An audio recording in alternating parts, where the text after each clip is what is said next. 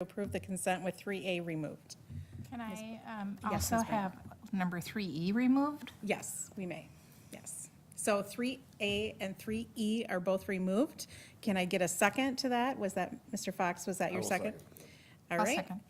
All those in favor say aye.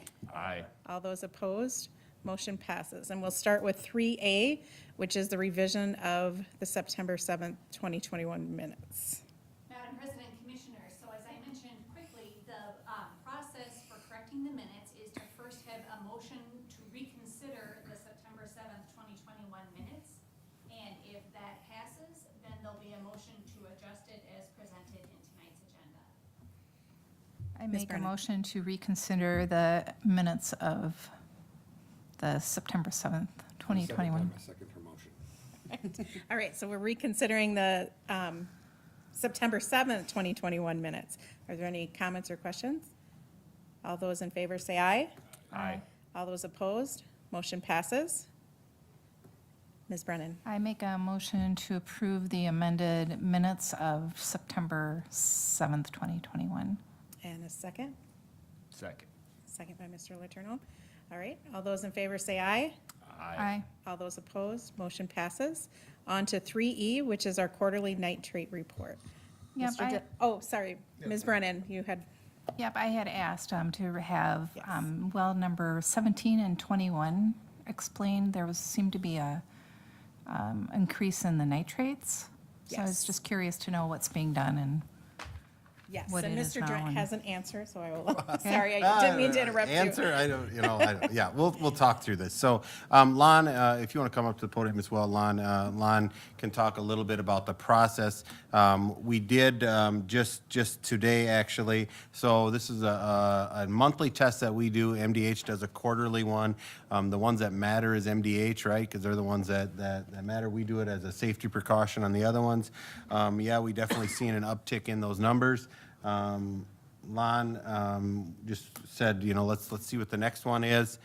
So we do have those results for you. But Lon, can you explain those, and then we'll just talk through that as well. Sure. Anything from Minnesota Valley Testing, that's our testing that we do for our purposes. It's part of our monitoring program. Anything on there that's from MDH, those are the regulatory numbers. Those are the ones that count for the state of Minnesota. For the August 24th results, and it was actually 2/17 and 21 that this lab had done, all three of those were a little up. We didn't worry about it because it went from one safe number to another number. We did schedule them to be resampled tomorrow anyway, but today I got the results for September 28th, and all those numbers are back to normal. So we're still going to resample just because it's prudent, but we don't really see any problems with those. Denise, do you want to share my screen, please? So I asked Lon to put the numbers in the graph format so you can see, because that uptick did look significant when the uptick was there, and it looked like it was running off the chart, right? I don't know if I can see this real well, but you can see this uptick right here, and now it's in Excel. I don't think I can expand it unless somebody could tell me how to do that. Control and spin your mouse wheel up. Yep, that one. All right, thank you. So, so you can see right here is where this uptick was on 17, and now the new test results is back down to its normal line through here. So 17 is back down to where we think a normal reading is. We don't know if we got some extra contaminants from our testing, the company that tests them. 21 was another one. You can see this one was running off the chart, and now the test results that we got today are back down to right down where it belongs down here. So 2 is also the other one that was a little bit high, and it wasn't quite as significant from what I remember.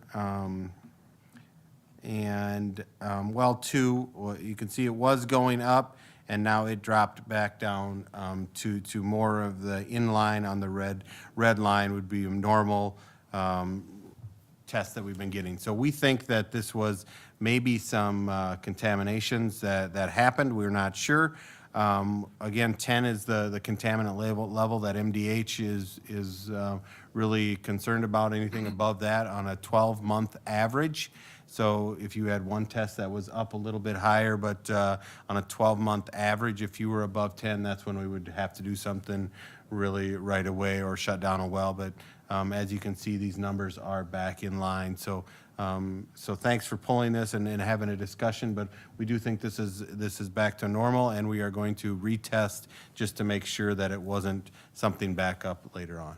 I did actually have a thought on it, and obviously I'm not the expert, but with the drought, the soil gets dry and porous, and then we had a lot of violent rain out of nowhere. Would that cause stuff? Because I know, like, if you have a plant and it's very dry and you try and water it, the water goes straight through. So if we had all that dry soil and heavy rain, would it be more likely to flush nitrates down into the water table and then pull out? Yeah, we talked about this too, and we were wondering that. One thing that we are going to try to do in the budget for next year is have a water aging report, so we know how old the water is. I think we talked about that. SMSC has done this, and in the area, they think it's like right around 30-year-old water that we're using right now. So in those scenarios, no, because it just doesn't go deep enough. So, but we do want to test our water to see what kind of are aging on our water. So then we would have a better answer on that, and that's going to be in next year's budget. So we're looking at getting numbers for that right now.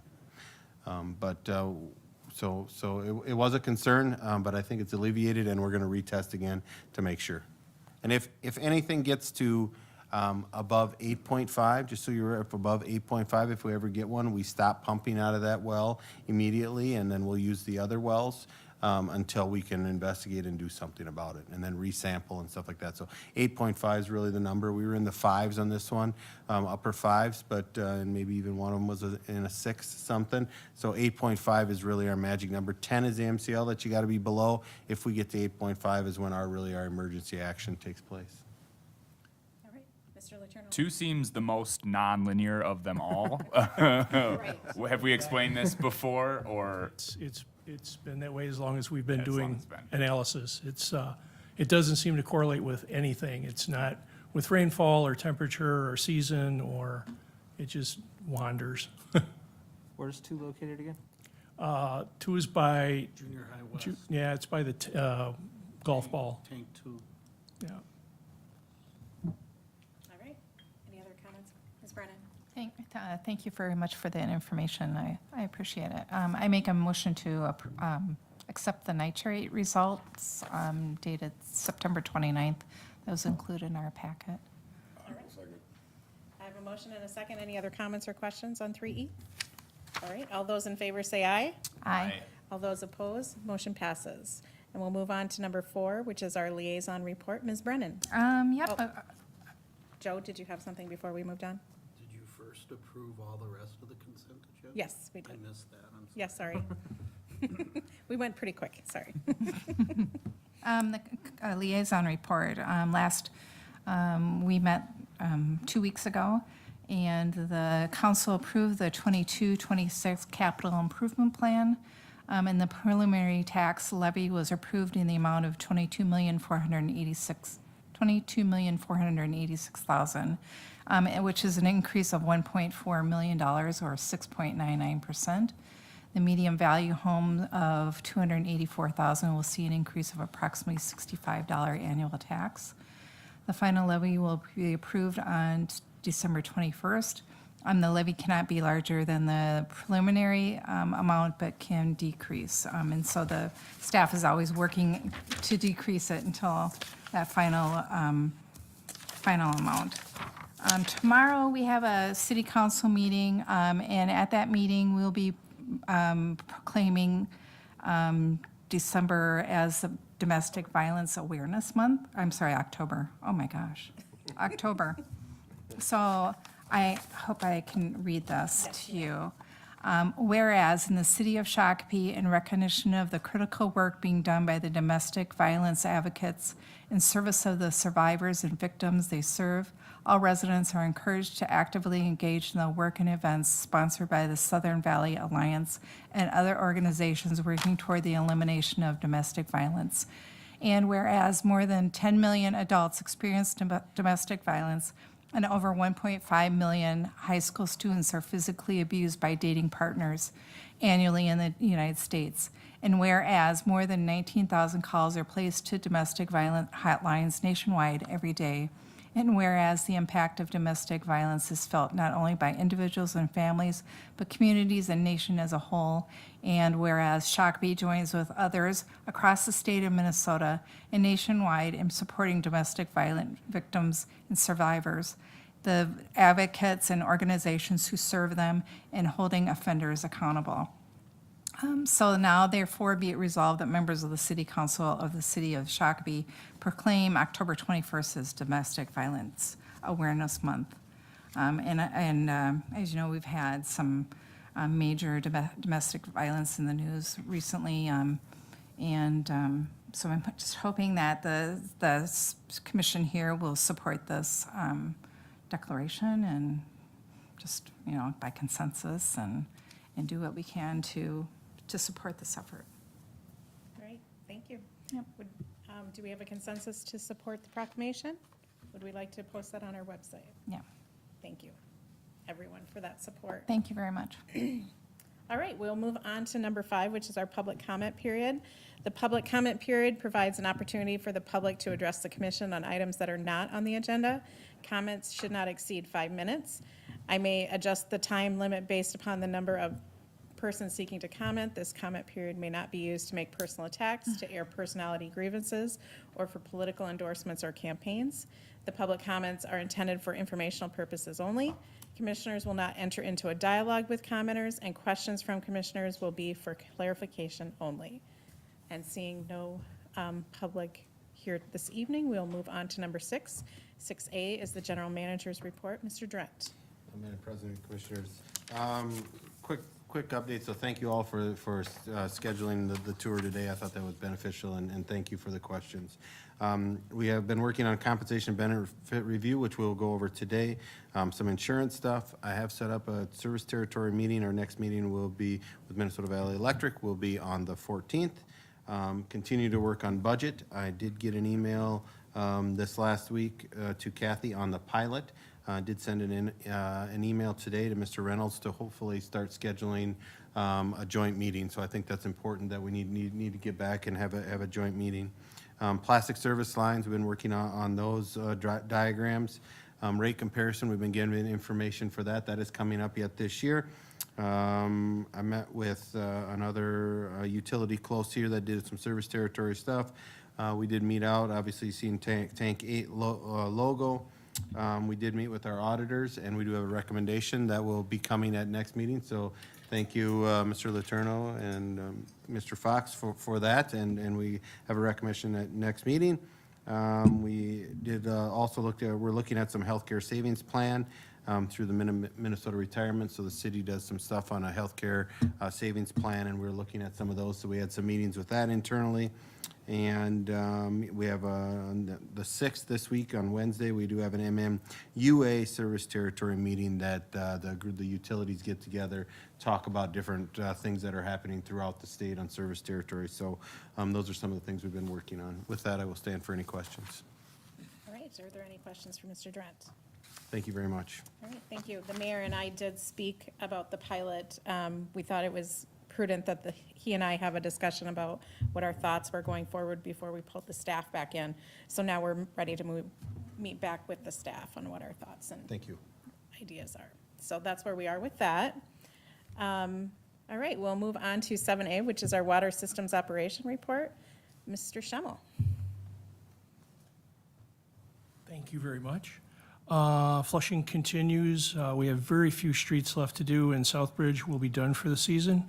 On September 24th, we received the results of our sanitary survey from the Minnesota Department of Health. Those are done every 18 months.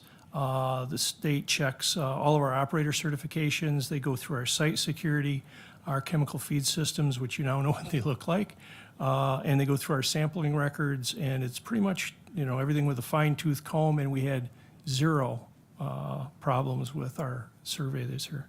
So, and in the past, they found they'll find a clamp that was loose or a little screen or something. It was, guys did a great job, preparing the sites this year. 10 plastic services did go in before we had a tracer wire spec ready. We spoke with the city's building department, and we don't feel that that'll be an issue. They did put a tracer wire in, just not the way we wanted.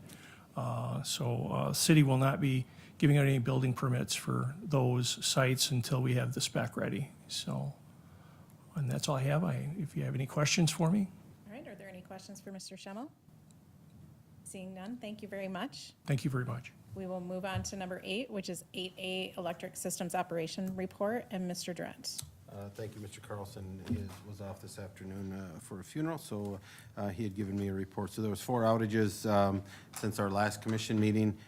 We had 4 customers on Tyler Street with Squirrel, 47 minutes. We had on 1 customer on 128th, 33 minutes, another Squirrel. We did have a primary fault that affected 33 customers in Hilldale, Glen Allen. The fault has been repaired. And then on County Road 79, we had 1 customer out for 65 minutes on a cutout failure, which that was restored within the 65 minutes. A new cutout was installed. Been working on Canterbury Crossings development. Joint trench continues. Windermere 4th Edition joint trench is happening out there as well, as you've seen. The Levy Drive street lighting installation. Canterbury Distribution Center 901 transformer is being set today.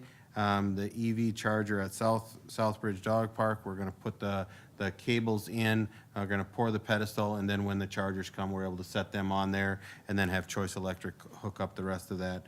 And then at the SPU facility is moving, still supposed to be in mid-November completion.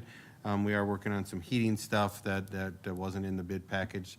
We're trying to correct that out back. The drive up is going well, and as soon as they enclose that, then they can cut that and get the door put in there. So things are on target on that one and seem to be going good. So with that, I will stand for any questions on the electric side of things. All right, any questions for Mr. Drent on the electric? Seeing none? Thank you. Thank you very much. We will move on to number 9, Human Resources with the COVID vaccine incentives. Mr. Drent and Ms. Brennan. Yeah. And Ms. Brennan, if you're going to talk, could you come up to the table just so it's a little bit easier? So I did talk to Kayla about this, as well as Greta Rains from a labor attorney from Stinson. Just wanted to get a couple different angles on this to make sure that what we were trying to accomplish was all up and up, and so I was able to get an email confirmation. Since then, through HR, we did require that the employees let us know who has been vaccinated and who has not. I don't see that information. I just get numbers. So that is all done through our HR department. So Cindy did put that out and got the results back. As you can see, that there was 70% of SPU employees are vaccinated. I think that was a number that we needed to know as an organization. How are we doing? Now we know as an organization we have 70%. So we just had 2 employees that were out last week that I need to get their surveys. Otherwise, everyone was very. They did a great job turning that in. We asked that they turn it in within a couple days, and everybody did. So there was no pushback on that. So now we know. So if we have an exposure, we know how to treat that versus days off and what's going on there. So the incentives was a little bit of a challenge on what we wanted to do. I think at the last meeting, we talked about, some time off. Should we do that? Some personal days, some vacation. And Ms. Brennan came back to me and found something that Bloomington was doing, and I will let her talk to that. So because we were both tag teaming on this, and then she brought that back, and I said, yeah, can you draft a quick memo on that? So Ms. Brennan, can you talk a little bit about the process there? Certainly. Madam President, Commissioners, as you know in your packet, there is a policy that the City of Bloomington has adopted, and the League of Minnesota Cities provided it. Perhaps it could be a template that SPU could consider. It contains 2 specific incentives to encourage employees to be fully vaccinated, and it would be applicable to all employees who are fully vaccinated. That policy, it includes 2 weeks of additional time that can be banked and then used in the event that an employee who is fully vaccinated either comes down with COVID or is caring for a minor child or a minor child who is quarantined because of the pandemic. And then the second component is an additional personal day for full-time employees and half of a day for part-time employees. So let me just pause and see if there are any questions. Any questions for Attorney Brennan? All right, go ahead. So, yeah, so I think the other thing we looked at is, I know that they had talked about what, should we give some value to a straight dollar amount? We thought that the vacation time and/or the sick time was a little bit better way to handle this after reviewing it and seeing some of the regulations that if you give too much money, you can be out of compliance and stuff like that. So we thought this was a better way. Again, as Brennan had said, that this would be for all employees that have been vaccinated and/or will still get vaccinated. So we wanted to open that up. We just wanted a recommendation on, you want us to get a policy that like the Bloomington one? Or do you want us to say that we're okay with the way we are, knowing the 70% vaccination rate? So we're just looking for some direction. If you want us to, we can put a policy together that emulates the Bloomington case and then let the employees know. And/or just really looking for some direction. All right, first thoughts, Mr. Fox? Motion to shamelessly copy Bloomington's policy. I'm not shameless. I'm okay doing it. The only question I had was, is there a date by which they're supposed to be vaccinated, or is it just kind of a rolling thing that you get the? I think that's totally up to you. I think that, I think a date would be prudent, right? I don't think that somebody 6 months or a year from now say, well, now I want to do it. I think that if we say within, 3 months or something like that, they get these benefits, I think that's prudent. I don't know, Ms. Brennan, is there any rules that go along with that? No, I agree with what Mr. Drent is saying, is obviously up for SBU to decide, but in the Bloomington example, just by way of reference, the policy was put into effect in the middle of August 12th, and the requirement was to take action by the end of October 31st. 6 weeks, roughly. Yeah. Well, I was wondering about that because reading it, it just says, fully vaccinated is considered 2 weeks after the second shot. So I wasn't sure if it was a continuation of that piece based on that language. Yeah, and I think if we have the first shot by this date or fully vaccinated by this date, I think that's the easiest way to do it. Actually, this might want to become standing HR policy, because if we have booster shots for things like Delta, COVID's probably not going anywhere. This is going to be here for a long time. So next year, the year after, if we have some new variant, as long as you're up to your boosters, you have that 2 extra weeks for COVID-related sickness. COVID most likely will still be here for a long time. So this policy might just be adopted to make sure people stay on their booster shots, like a flu shot. Yeah, I guess, Ms. Brennan, if we offered this for this and then a booster shot was available, can we say to continue getting this, you have to have the booster, or how would that process work? I'm just asking, I don't know the answer. The extra 2 weeks are available to those who maintain current vaccination status. What, Ms. Brennan? Okay. Commissioners, this is a very good question, and this is an area of the law that is continuing to evolve. And the latest guidance from the EEOC is actually from this summer. So the EEOC has not directly addressed the question of this booster vaccination because it has only very recently kind of come to the forefront. So the short answer is we don't have guidance from the EEOC, and the League of Minnesota Cities didn't specifically address that either. So it might be prudent to put this policy in place with what we know here and now, and then in the future to consider addressing the booster situation once we have a little more information around that. I think that would be my suggestion, only because the booster is really only a certain population right now. And so that, until we know more, we have another variant that we now have to expedite the booster, I think we're safe in staying with where we are and then evolving it later, if that's what we choose to do. Yeah, and I think we can bring it back. That's obviously, I think, very easy to do, so. Okay. I would think, or I'm wondering if we feel that December 31st would be for full vaccination by the end of the year. If that's enough time to get your vaccination and then get your second vaccination. So, yeah, I think it definitely is. We do allow employees, if they're going to go get their shot, we've allowed them to go get it. They can get it during work hours. We're not saying that you need to pick your own time and stuff like that. So I think absolutely December 31st is appropriate, and we could give people time during the workday if they needed to go out and get their shot, and we would allow that. So I think that is enough time. I would like to modify then the motion to include December 31st as the cutoff date. Okay. Okay, And do we then- have an emotion that we Yeah, are? he's the Motion. cop. Oh, you did, okay. Seconded, is that All right. All right, is the amendment? Yeah. Yes. Okay. when would, when would this be able to be put in place? No, go ahead. I think by next meeting, we should be able to get something back to there, and you can adopt a policy at next meeting, and then shortly after that, we will work with the finance team on payroll on what that looks like. And HR has really the record keeping. I have no idea who has the shot and who does not. So I would work with HR after it is adopted fully at our next meeting. All right.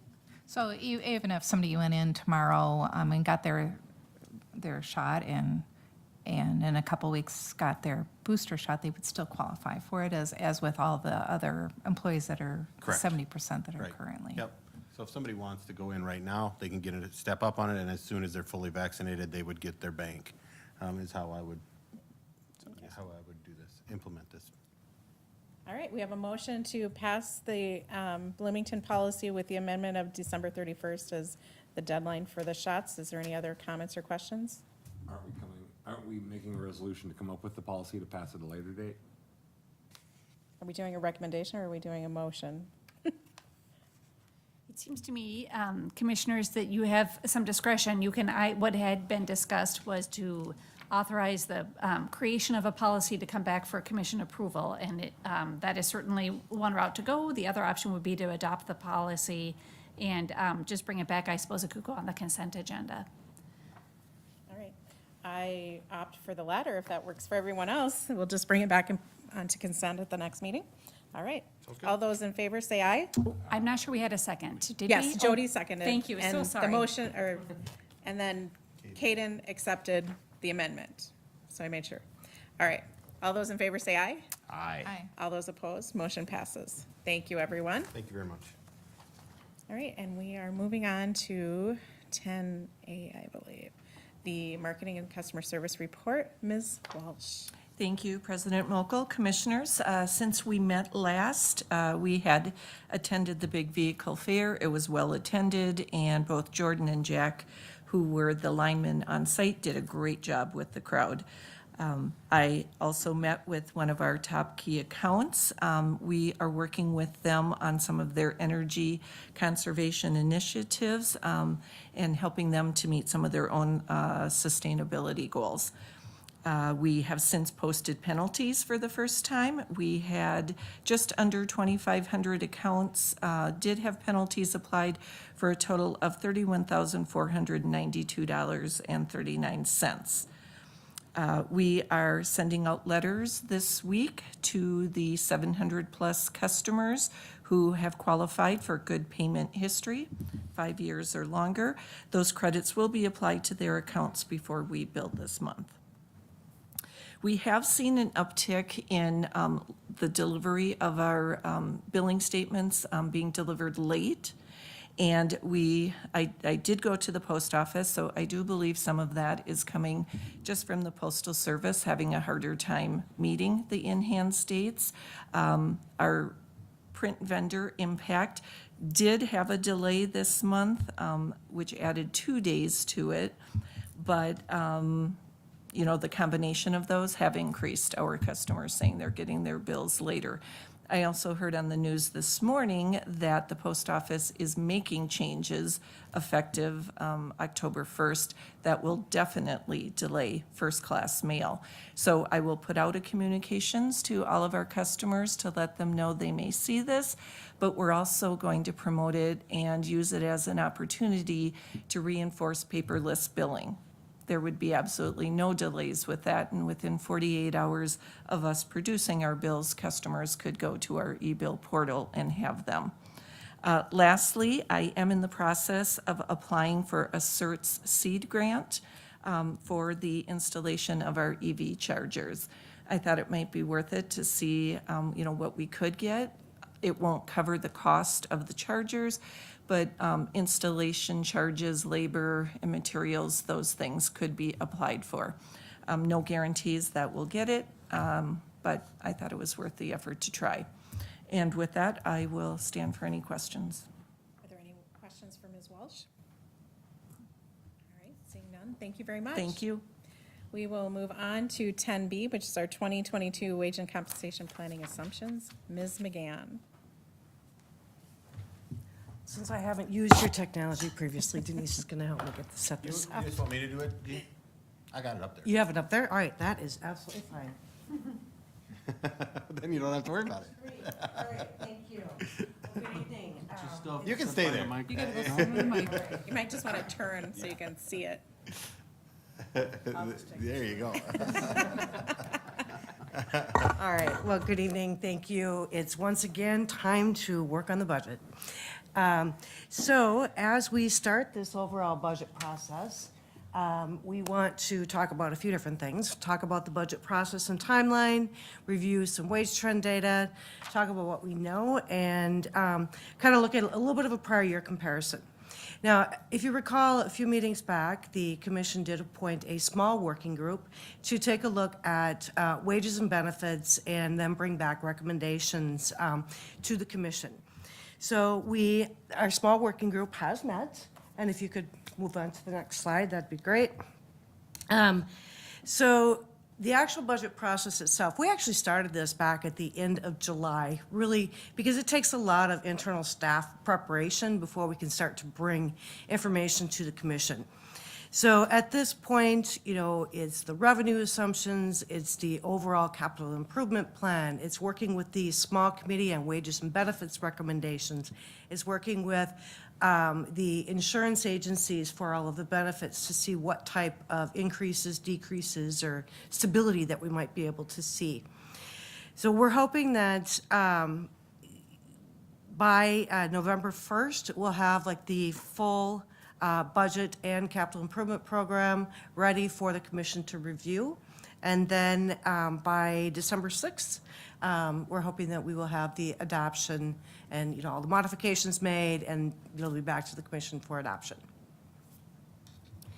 So if we look at our wage trend data, the first thing that we really need to consider is a cost of living increase. In doing a cost of living increase, we like to look at, okay, what's the economy doing? What are other agencies doing? Governmental agencies is typically what we're looking at. Because a wage increase, it includes your cost of living, and then if people have good performance evaluations, they may get an increase there as well. The cost of living is just to adjust, for the economy. So we did have a lot of different responses from different municipalities, and then we also were able to get information from one utility. There was a request made to several other utilities, however, we did not receive responses back. So in the end, if we look at we have an outlier here at 5.4%. I kind of disregard that one. It's a smaller governmental agency. However, most of them are between 2.5% and 3%. Another thing we always like to look at is what did the city do? Well, the city of Shakopee did a 2.5%. We are recommending a 3% cost of living increase. Now, we also take into consideration what was done last year.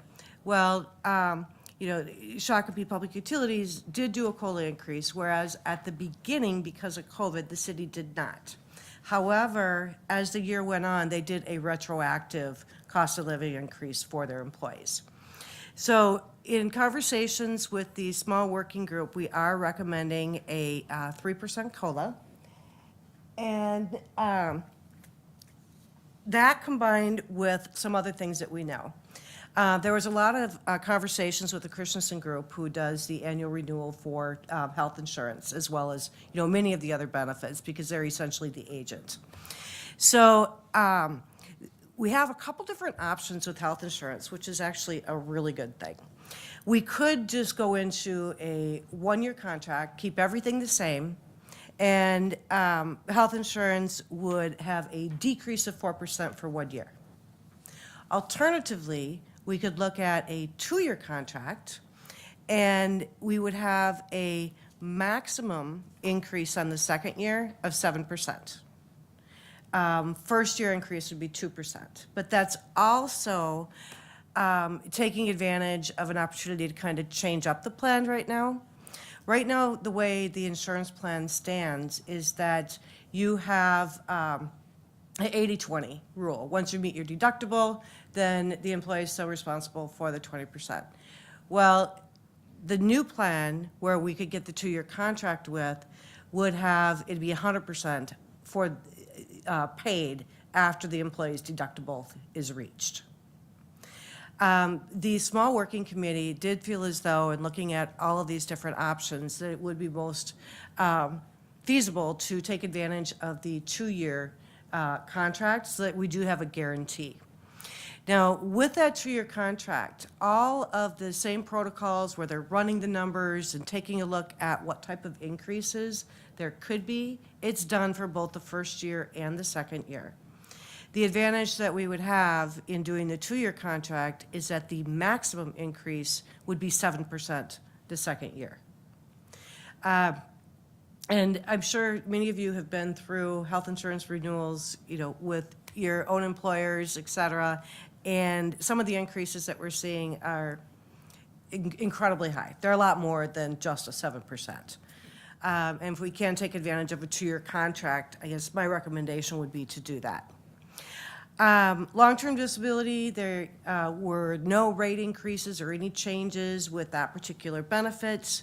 I mentioned before we were going to do, or making the recommendation to have the 3% cost of living increase.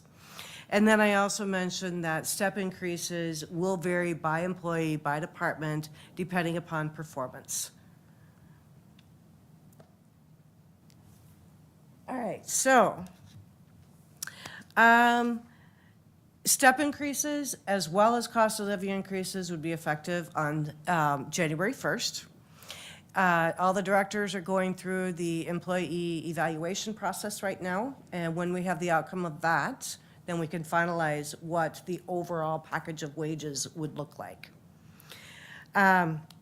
The utilities does pay 100% of health and dental for single employees and 75% for all other options. Long-term disability, I mentioned before, rates do not change for that, but that is also 100% contribution by the utilities. And with the HSA, for this health savings account, the annual contribution by the utilities is $1,050 for single and $2,100 for a family plan. This recommendation has not changed from any prior years, nor has the percentage contribution towards health and dental. That has not changed either. So what we need to do for our next steps is, like I said, performance evaluations are happening right now. So we'll finalize the wage and benefit information, provided that the commission is comfortable with the 3%. Like I said, that was a recommendation from the working committee.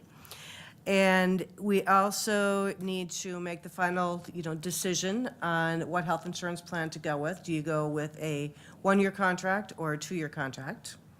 And do you change that plan option so that after the deductible is met, the employees have 100% coverage?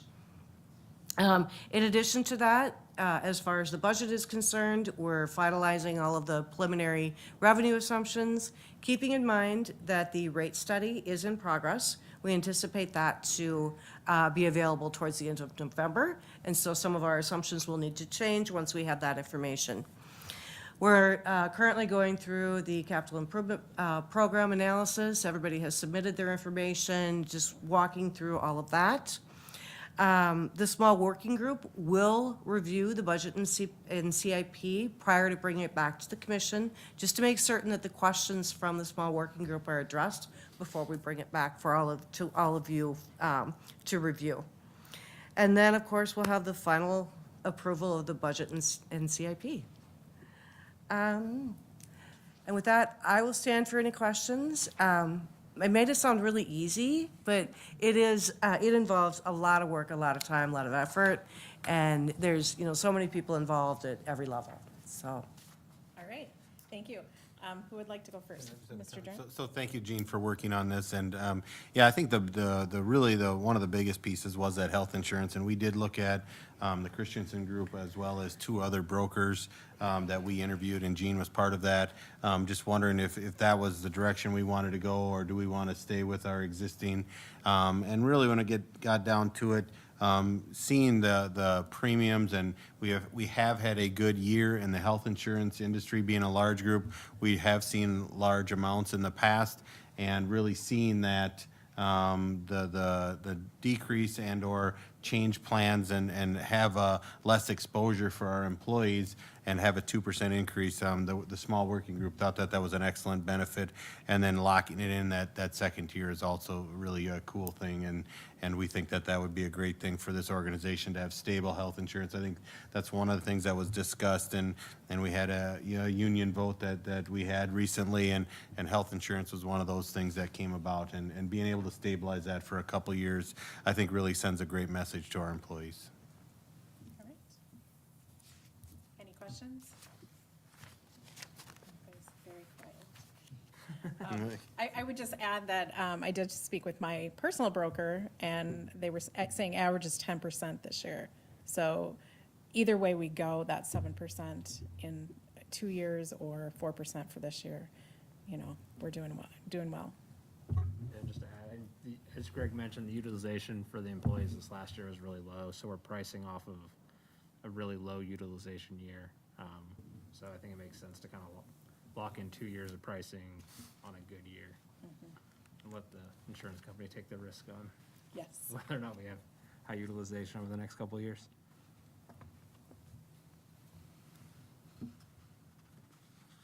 Everyone's quiet.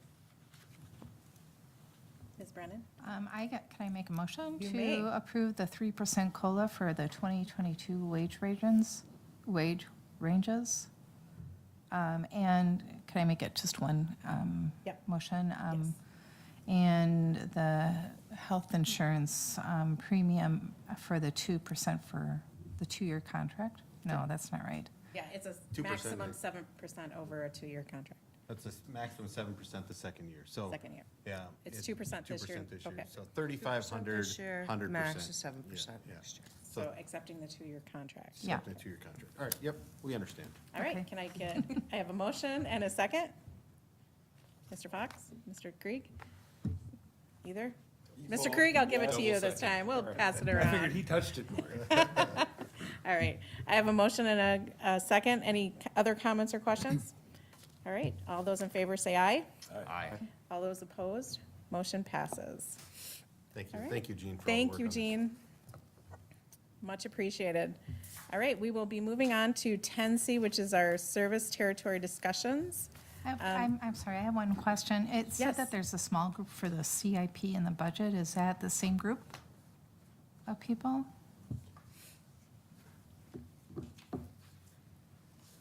At this point, the commission had appointed the small working group specifically for the wages and benefits. Now, last year when we went through this process, the same group did review the overall budget, which of course includes the wages and benefits, and also reviewed the capital improvement program prior to having it come back to the commission. So ultimately, it's your choice if you would like to have the same working group or appoint a different group.